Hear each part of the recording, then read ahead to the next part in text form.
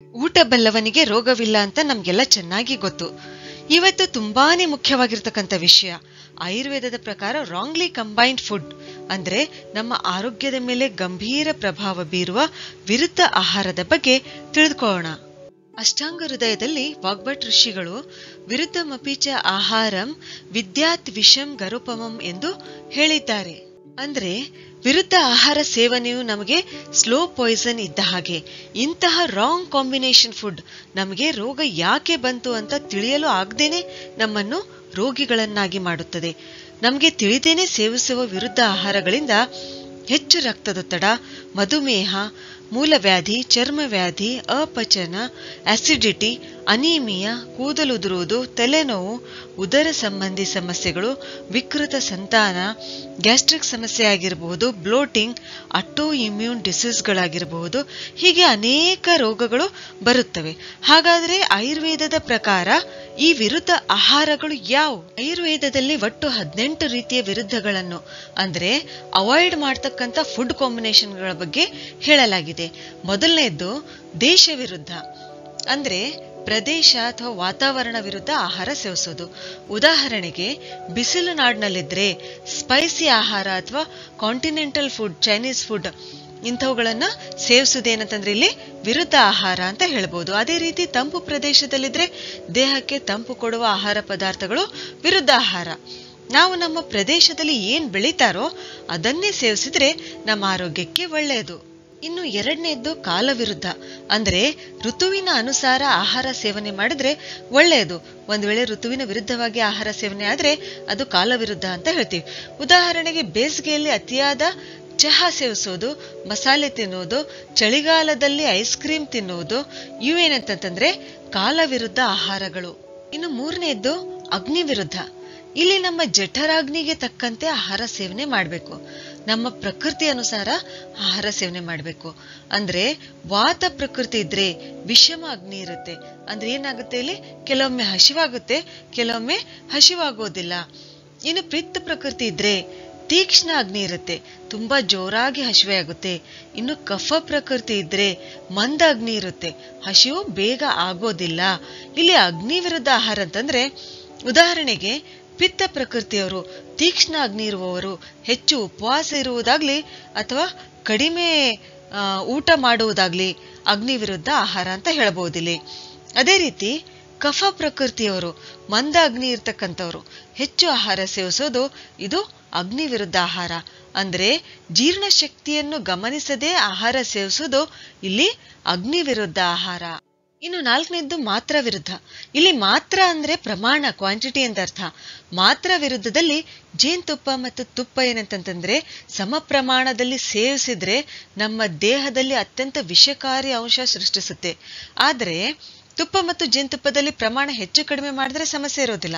ನಾವು ಇದನ್ನ ಪಂಚಾಮೃತದಲ್ಲಿ ಕೂಡ ಬಳಸ್ತೀವಿ. ಆದ್ರೆ ಇದು ಯಾವತ್ತೂ ಈಕ್ವಲ್ ಕ್ವಾಂಟಿಟಿಯಲ್ಲಿ ನಾವು ಇದನ್ನ ಸೇವಿಸಬಾರದು. ಇದನ್ನೆದ್ದು ಸಾತ್ಮಯ ವಿರುದ್ಧ, ಅಂದ್ರೆ ನಮಗೆ ಅಡ್ಜಸ್ಟ್ ಆಗುವಂತಹ ಆಹಾರ, ನಮಗೆ ಸಾಥ್ ಕೊಡುವಂತಹ ಆಹಾರ.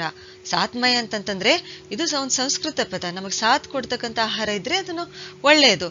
ಒಂದ್ ವೇಳೆ ಇದು ನಮ್ಗೆ ಅಡ್ಜಸ್ಟ್ ಆಗದೆ ಇರ್ತಕ್ಕಂಥ ಆಹಾರ ಸೇವಿಸಿದ್ರೆ ನಮಗೆ ಮತ್ತೆ ಆರೋಗ್ಯ ಸಮಸ್ಯೆಗಳು ಉಂಟಾಗುತ್ತವೆ. ಆದ್ರೆ ನಾವು ಇವತ್ತು ಸೇವಿಸ್ತಿರ್ತಕ್ಕಂಥ ಪಿಜ್ಜಾ ಆಗಿರ್ಬೋದು, ಬರ್ಗರ್, ಬ್ರೆಡ್, ಮೈದಾ ಇವೆಲ್ಲ ಏನಂತಂದ್ರೆ ಸಾತ್ಮಯ ವಿರುದ್ಧ ಆಹಾರಗಳು. ಇನ್ನು ಆರನೇದು ದೋಷ ವಿರುದ್ಧ, ಅಂದ್ರೆ ನಮ್ಮ ದೇಹ ಪ್ರಕೃತಿಯಲ್ಲಿರುವ ವಾತ, ಪಿತ್ತ, ಕಫ ಇವುಗಳನ್ನು ಕೆರಳಿಸುವಂತಹ ಆಹಾರ ಪದಾರ್ಥಗಳು. ಉದಾಹರಣೆಗೆ ನಾವು ವಾತ ಸಂಬಂಧಿ ಸಮಸ್ಯೆಗಳಿಂದ ಬಳಲುತ್ತಿದ್ರೆ, ಮೈಕೈ ನೋವು ಇಂತಹ ಸಮಸ್ಯೆ ಇದ್ದಾಗ ಬಟಾಣಿ, ಅವರೆ, ಬಾಳೆಹಣ್ಣು ಇವೇನಂತಂದ್ರೆ ಇವುಗಳನ್ನು ಸೇವಿಸೋದು ದೋಷ ವಿರುದ್ಧ ಅಂತ ಹೇಳ್ಬೋದು. ಯಾಕೆಂದ್ರೆ ಇವು ವಾತವನ್ನ ಕೆರಳಿಸ್ತಕ್ಕಂಥ ಪದಾರ್ಥಗಳು. ಇನ್ನು ಪಿತ್ತ ಹೆಚ್ಚಿದ್ದಾಗ ಹುಳಿ, ಉಪ್ಪು, ಖಾರ, ಚಹಾ ಇವು ಏನಂತಂದ್ರೆ ದೋಷ ವಿರುದ್ಧ ಆಹಾರ. ಇವು ಪಿತ್ತವನ್ನ ಕೆರಳಿಸ್ತಕ್ಕಂಥ ಆಹಾರ ಪದಾರ್ಥಗಳು. ಅದೇ ರೀತಿ ಕಫ ಹೆಚ್ಚಿದ್ದಾಗ ಬೆಣ್ಣೆ, ಪನೀರ್, ಬಾಳೆಹಣ್ಣು, ಮಾಂಸಾಹಾರ, ಹಾಲು, ಗೆಣಸು ಇವೆಲ್ಲ ಏನಂತಂದ್ರೆ ದೋಷ ವಿರುದ್ಧ ಆಹಾರಗಳು. ಇವು ಕಫವನ್ನ ಕೆರಳಿಸ್ತಕ್ಕಂಥ ಆಹಾರ ಪದಾರ್ಥಗಳು. ಏಳನೇದ್ದು ಸಂಸ್ಕಾರ ವಿರುದ್ಧ. ಸಂಸ್ಕಾರ ಅಂತಂದ್ರೆ ನಾವು ಬಳಸುವ ಪದಾರ್ಥವನ್ನು ಅದರಲ್ಲಿನ ದೋಷವನ್ನು ಹೋಗಲಾಡಿಸಿ ಉತ್ತಮ ಗುಣಗಳನ್ನು ವೃದ್ಧಿಪಡಿಸೋದು. ಅಂದ್ರೆ ಅಡಿಗೆ ಮಾಡುವಾಗ ಮಾಡ್ತಕ್ಕಂಥ ಪ್ರೊಸೆಸ್. ಉದಾಹರಣೆಗೆ ಜೇನುತುಪ್ಪವನ್ನು ಕಾಯಿಸುವುದು, ಇದು ಸಂಸ್ಕಾರ ವಿರುದ್ಧ. ಇದೇನ್ ಮಾಡುತ್ತೆ, ಜೀರ್ಣಕ್ರಿಯೆಯ ಮೇಲೆ ಗಂಭೀರ ಪ್ರಭಾವ ಬೀರುತ್ತೆ. ತೂಕ ಇಳಿಸುವ ಭರದಲ್ಲಿ ದಿನಾ ಬೆಳಗ್ಗೆ ಬಿಸಿನೀರಿಗೆ ಜೇನು ಸೇರಿಸೋದು ಸಂಸ್ಕಾರ ವಿರುದ್ಧ. ಬಿಸಿ ಮಾಡಿದ ಮೊಸರು ಕೂಡ ಏನಂತಂದ್ರೆ ಸಂಸ್ಕಾರ ವಿರುದ್ಧ.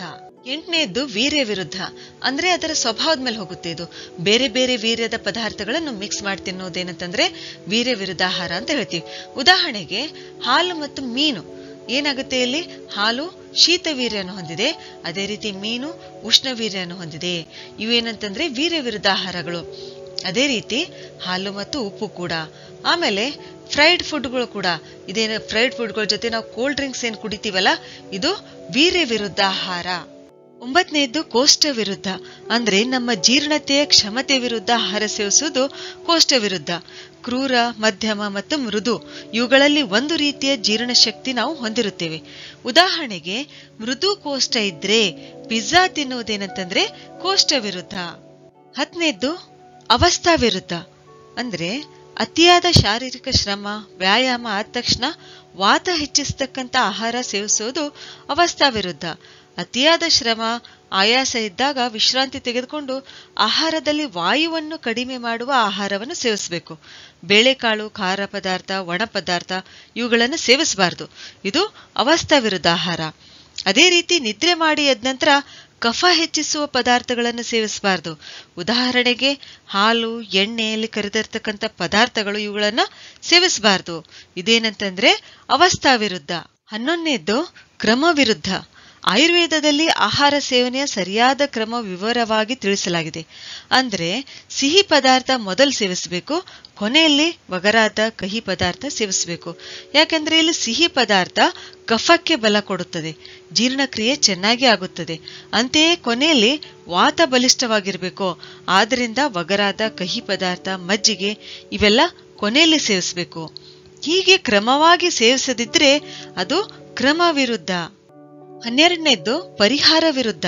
ಅಂದ್ರೆ ಒಂದು ಆಹಾರ ಸೇವಿಸಿದ ನಂತರ ಅದಕ್ಕೆ ವಿರುದ್ಧವಾದ ಇನ್ನೊಂದು ಆಹಾರ ಸೇವಿಸೋದು. ಉದಾಹರಣೆಗೆ ಚಹಾ ಕುಡಿದ ತಕ್ಷಣನೇ ತಣ್ಣೀರು ಕುಡಿಯೋದು, ಆಮೇಲೆ ಊಟವಾದ ತಕ್ಷಣನೇ ಐಸ್ ಕ್ರೀಮ್ ತಿನ್ನೋದು. ಇವೇನಂತಂದ್ರೆ ಇವು ಪರಿಹಾರ ವಿರುದ್ಧ. 13ನೇದ್ದು ಉಪಚಾರ ವಿರುದ್ಧ. ಅಂದ್ರೆ ನಮಗೆ ಆರೋಗ್ಯ ಸಮಸ್ಯೆ ಇದ್ದಾಗ ಕೂಡ ದಿನನಿತ್ಯದಂತೆ ಆಹಾರ ಸೇವಿಸೋದು ಉಪಚಾರ ವಿರುದ್ಧ.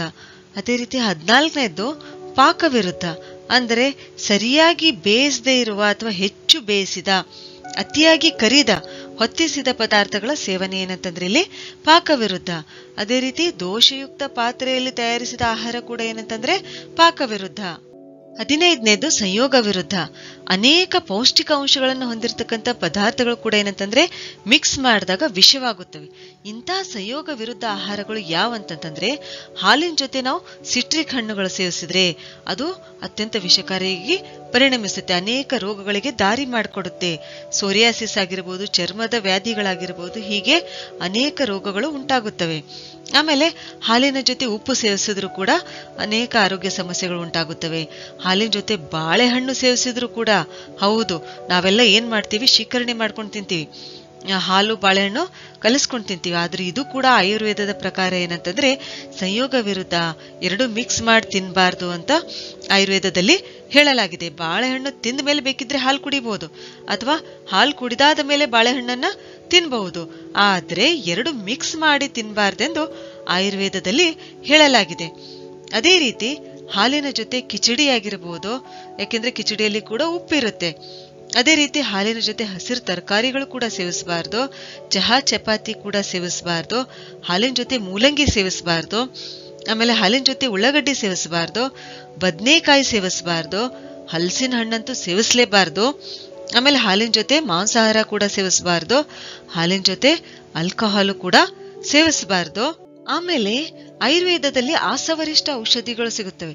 ಆ ಔಷಧಿಗಳ ಒಂದ್ ವೇಳೆ ನಾವು ಸೇವನೆ ಮಾಡ್ತಾ ಇದ್ರೆ ಆ ಆಸವರಿಷ್ಠ ಔಷಧಿಗಳು ತೆಗೆದುಕೊಂಡ ತಕ್ಷಣ ನಾವು ಹಾಲನ್ನ ಸೇವಿಸಬಾರ್ದು. ಇದು ಕೂಡ ಏನಂತಂದ್ರೆ ಸಂಯೋಗ ವಿರುದ್ಧ. ಆಮೇಲೆ ಉದ್ದಿನ ಬೇಳೆ ಜೊತೆ ನಾವು ಮೂಲಂಗಿಯನ್ನ ಯಾವುದೇ ಕಾರಣಕ್ಕೂ ಸೇವಿಸಬಾರ್ದು. ಆಮೇಲೆ ಉದ್ದಿನ ಬೇಳೆ ಜೊತೆ ನಾವು ಮೊಸರು ಕೂಡ ಸೇವಿಸಬಾರ್ದು. ನಾವೇನ್ ಮಾಡ್ತೀವಿ, ದಹಿ ವಡೆ ಸೇವಿಸ್ತೀವಿ. ಉದ್ದಿನ ಬೇಳೆ ವಡೆ ಮಾಡಿ ಅದಕ್ಕೆ ಮೊಸರು ಬೆರೆಸಿ ಅದನ್ನು ಸೇವಿಸ್ತೀವಿ. ನಮ್ಗೆ ಒಂದ್ ವೇಳೆ ದಹಿ ವಡೆ ಈ ರೀತಿ ತಿನ್ಬೇಕನ್ಸಿದ್ರೆ ನಾವು ಹೆಸರು ಬೇಳೆ ವಡೆ ಮಾಡಿ ಮೊಸರಿಗೆ ಒಗ್ಗರಣೆ ಹಾಕಿ ಅದನ್ನ ಬಳಸ್ಬೇಕು. ಆದ್ರೆ ಉದ್ದಿನ ಬೇಳೆ ಜೊತೆ ಏನಂತಂದ್ರೆ ಮೊಸರನ್ನ ನಾವು ಬಳಸಬಾರ್ದು. ಅದೇ ರೀತಿ ಟೊಮಾಟೊ ಜೊತೆ ಸೌತೆಕಾಯಿ ಕೂಡ ಏನಂತಂದ್ರೆ ಇಲ್ಲಿ ಸಂಯೋಗ ವಿರುದ್ಧ. ಹೌದು, ಇದು ಕೂಡ ಏನಂತಂದ್ರೆ ಇದೊಂದು ಬ್ಯಾಡ್ ಕಾಂಬಿನೇಷನ್ ಅಂತ ಹೇಳ್ಬೋದು. ಯಾಕೆಂದ್ರೆ ಸೌತೆಕಾಯಿಯಲ್ಲಿರ್ತಕ್ಕಂಥ ಕಿಣ್ವಗಳು ವಿಟಮಿನ್ ಸಿ ಅನ್ನ ಏನ್ ಮಾಡ್ತವೆ, ನಾಶ ಮಾಡ್ತಾವೆ. ಅದೇ ರೀತಿ ಪಿಜ್ಜಾ, ಅದ್ರ ಜೊತೆ ಅಂತೂ ಕೋಲ್ಡ್ ಡ್ರಿಂಕ್ಸ್ ಕಂಪಲ್ಸರಿ ಎಲ್ಲರೂ ಕುಡಿತಾರೆ. ಇದು ಕೂಡ ಏನಂತಂದ್ರೆ ಇದು ಬ್ಯಾಡ್ ಕಾಂಬಿನೇಷನ್. ಇದು ಜೀರ್ಣಕ್ರಿಯೆಯನ್ನು ನಿಧಾನಗೊಳಿಸುತ್ತೆ. ಇವೆಲ್ಲ ಏನಂತಂದ್ರೆ ಒಂದನ್ನೊಂದು ಜೀರ್ಣವಾಗಲು ಬಿಡುವುದಿಲ್ಲ. ಆದ್ದರಿಂದ ಇವೆಲ್ಲ ಏನಂತಂದ್ರೆ ಸಂಯೋಗ ವಿರುದ್ಧ ಆಹಾರಗಳು. ಇನ್ನು 16ನೇದ್ದು ಹೃದಯ ವಿರುದ್ಧ. ಅಂದ್ರೆ ಮನಸ್ಸಿಲ್ದೆ ಊಟ ಮಾಡೋದು, ಫೋರ್ಸ್ಫುಲ್ಲಿ ಊಟ ಮಾಡೋದು. ಮಕ್ಕಳನ್ನು ಕೂಡ ನಾವು ಫೋರ್ಸ್ಫುಲ್ಲಿ ಊಟ ಮಾಡಿಸಬಾರ್ದು. ಅದೇನಂತಂದ್ರೆ ಹೃದಯ ವಿರುದ್ಧ. ನಮ್ಗೆ ಯಾವಾಗ ಮನಸ್ಸಿಗೆ ಖುಷಿ ಅನ್ಸುತ್ತೋ ಆವಾಗೇ ನಾವು ಆಹಾರ ಸೇವನೆಯನ್ನ ಮಾಡಬೇಕು. 17ನೇದ್ದು ಸಂಪದ ವಿರುದ್ಧ. ಅಂದ್ರೆ ಕೆಟ್ಟೋಗಿರ್ತಕ್ಕಂಥ ಆಹಾರ ನಾವು ಯಾವುದೇ ಕಾರಣಕ್ಕೂ ಸೇವಿಸಬಾರದು. ಇನ್ನು 18ನೇದ್ದು ಕೊನೆಯದು ವಿಧಿ ವಿರುದ್ಧ. ಅಂದ್ರೆ ವಿಧಿ ಅನುಸಾರ ಆಹಾರ ಸೇವನೆ ಮಾಡಬೇಕು. ಟಿವಿ ನೋಡುತ್ತಾ ಆತುರದಲ್ಲಿ ನಾವು ನಿಂತು ತಿನ್ನೋದಾಗ್ಲಿ, ಇವೆಲ್ಲ ಏನಂತಂದ್ರೆ ವಿಧಿ ವಿರುದ್ಧ ಆಹಾರ. ಇವೆಲ್ಲ ವಿರುದ್ಧ ಆಹಾರಗಳನ್ನು ತ್ಯಜಿಸಿದರೆ ನಾವು ಆರೋಗ್ಯದಿಂದಿರಲು ಸಾಧ್ಯ. ಸರಿ, ಹಾಗಾದ್ರೆ ಮುಂದಿನ ವಿಡಿಯೋದಲ್ಲಿ ಮತ್ತೊಂದು ಉಪಯುಕ್ತವಾದ ಮಾಹಿತಿಯೊಂದಿಗೆ ಭೇಟಿಯಾಗೋಣ. ಧನ್ಯವಾದಗಳು.